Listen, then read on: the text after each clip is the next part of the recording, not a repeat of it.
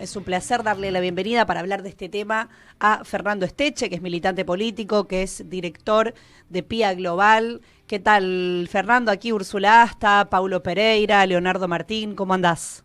¿Cómo estás, Úrsula? ¿Cómo están, compañeros? Un gustazo estar con ustedes. Bueno, muchísimas gracias. Sabemos además, más allá del tema que queremos conversar con vos esta vez, que estás con Milagro, así que, bueno, le mandamos un abrazo muy grande allí a la compañera Milagro Sala con quien estás ahora.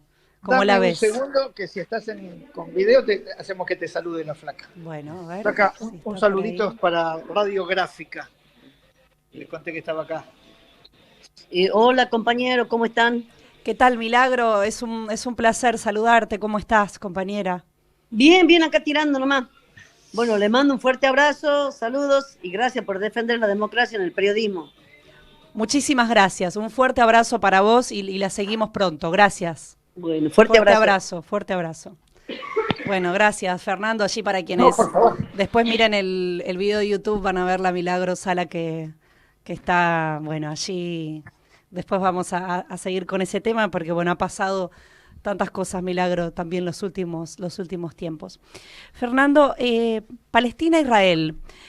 Tenemos noticias todo el tiempo, venimos hablándolo, bueno, charlándolo con vos también, conversando tanto a través de la emisora como, bueno, con distintas personas que vienen analizando este tema. ¿Qué trazarías quizás sobre los últimos acontecimientos o el último tiempo del curso de los ataques terribles que acontecen en Franja de Gaza?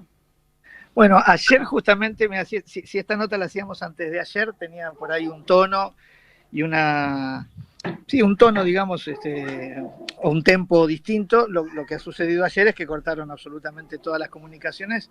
Digo, entre ayer y antes de ayer sucedieron algunas circunstancias que dan un salto en calidad de la situación. Una es la decisión de la Asamblea Nacional de Naciones Unidas de pedir un alto en fuego permanente y los corredores humanitarios sobre Gaza. Sí, eso fue ayer. Eso fue ayer. Antes de eso, bueno, que eso además fue muy, muy mayoritario. El día La votación, viernes. ¿no?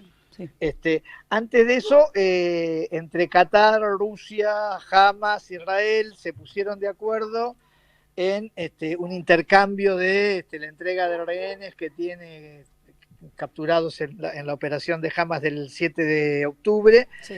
en un intercambio por prisioneros de carácter político que tiene, o sea, por el hecho de ser palestinos que tiene Israel, fundamentalmente eran mujeres y menores de edad. Eso se había logrado ese acuerdo, eso se iba a avanzar con eso.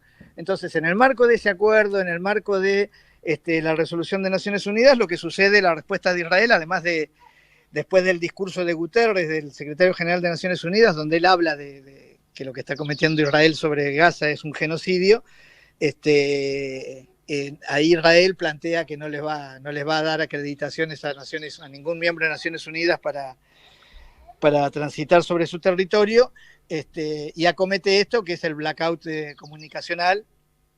Directamente cierra toda la posibilidad de comunicación en Gaza, produce un silenciamiento, y de ahí en adelante son especulaciones, o por ahí con algún teléfono satelital o alguna cosa uno se puede comunicar y saber qué está pasando, pero básicamente las presunciones eran de un gran ataque, de una gran ofensiva israelí sobre Gaza. Concretamente, hoy temprano, lo que pudimos chequear es que lo que hubo fue, por lo menos en 5 regiones, a lo largo de toda la franja, un intento de incursión terrestre con tanques artillados con misiles. Claro. Estos fueron emboscados, produciendo numerosas bajas en el ejército israelí. No pudieron entrar vía terrestre a Gaza. Claro. Y la complementación de este ataque fueron unos bombardeos, pero muy terribles, ya indiscriminados sobre toda la estructura urbana de Franja de Gaza en distintas ciudades, fundamentalmente en el sur también hubo situaciones muy complejas. Y paralelamente a esto, en Cisjordania, con secuestro masivo en los campos de refugiados de palestinos y palestinas, uno supone que a los efectos de hacer un intercambio de prisioneros, no hay ninguna explicación que justifique o desde el punto de vista incluso de la racionalidad de la guerra, que si vale la expresión, explique por qué se están produciendo estos secuestros de palestinos y palestinas de parte del ejército israelí, al margen de las incursiones ¿no? de los asesinos, de las operaciones y asesinatos que cometen los propios colonos israelíes sobre palestinos. Así que la situación en este sentido me parece que se agrava en cuanto a la dimensión humana, a la dimensión del drama humano, sí. Y consolida, a mi entender, la victoria, lo que ya fue el mismo 7 o el 8 de octubre, una gran victoria palestina, de que nadie está hoy negando, incluso en la Declaración de Naciones Unidas, pero incluso en la intervención de Estados Unidos, que termina negando en contra de la resolución, pero en la intervención de Estados Unidos en Naciones Unidas termina reconociendo que más allá de cuando termine lo que ellos llaman crisis, la necesidad de 2 estados con reconocimiento internacional y fronteras seguras. Pareciera que sobre eso a nivel internacional hay un consenso. Sí, me parece que eso es la gran victoria política. Uno dimensiona lo humano y lo político, por ahí pierde. Me refiero a lo de los 2 estados, ¿no? Por las dudas. No, pero por eso, es decir, lo humano y lo político pierde una dimensión, pero en lo político está claramente es una victoria palestina, está todo el mundo planteando los 2 estados, que era algo que estaba en discusión, porque digo, antes de la operación del 7, Cisjordania estaba siendo fagocitada gradualmente a partir de la colonización terrorista forzada de israelíes, de la expulsión de la casa de los palestinos, los campamentos de refugiados bombardeados. Así que me parece que esta operación lo que despertó es puso sobre el tapete esta discusión en el marco de la convivencia en la región de estrategias tanto del eje sino-ruso y de la multipolaridad como del eje angloatlantista y su redespliegue global. Vamos a pararnos un poco ahí, Fernando. A nivel internacional, ¿qué es lo que, o a nivel geopolítico, qué es lo que estás analizando, digamos, estos movimientos? ¿A quién le conviene, a quién no le conviene, a quién beneficia? ¿Cómo está parado en este sentido Israel o qué fuerza tiene a nivel internacional para continuar estos ataques o este exterminio sobre parte de la población de Franja de Gaza? Mira, temprano en octubre ya fue un general que era miembro del Consejo Supremo de Fuerzas Armadas y del Pentágono.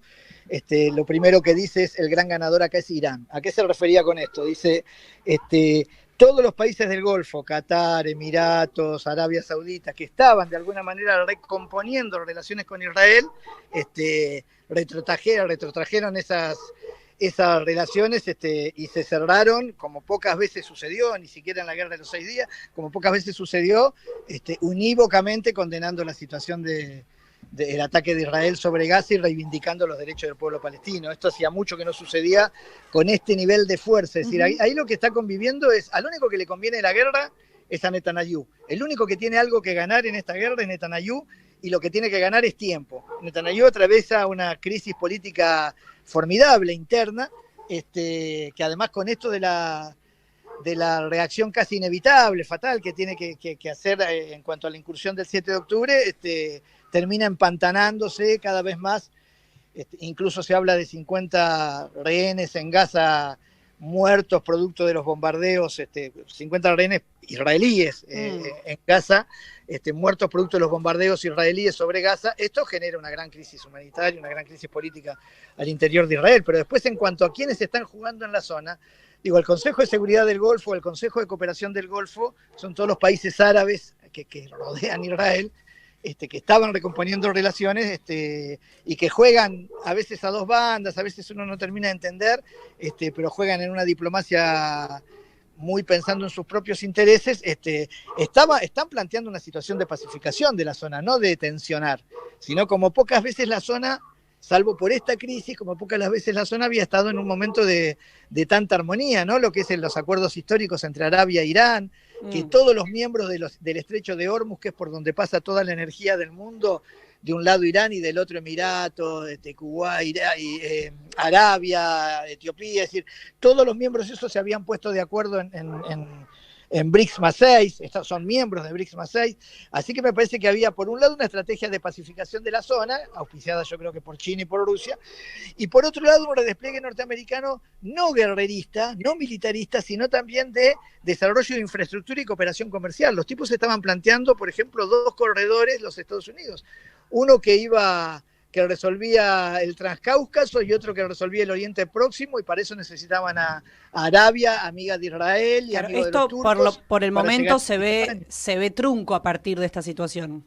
Eso quedó absolutamente trunco. Claro. Esto, si no se resuelve la situación de manera más o menos en el mediano plazo, eso quedó trunco. Arabia no solo desaceleró, sino que se retiró de las conversaciones con Israel. Eso hace implotar la proyección del corredor de Oriente Próximo. Bien. Que eso era no solo abastecimiento de energía y poliductos y vía comercial, que permitía a Estados Unidos penetrar en el Asia meridional, sino que cambia todas las reglas de juego. Por eso, más allá de las declaraciones de Biden, de Macron o del indio que gobierna Gran Bretaña, la realidad es que al interior de Europa además fatigada por la diplomacia de guerra, desgastada en lo que es el abastecimiento de guerra en el marco del frente ucraniano, lo mismo le pasa a Biden. Biden termina de perder las elecciones el presidente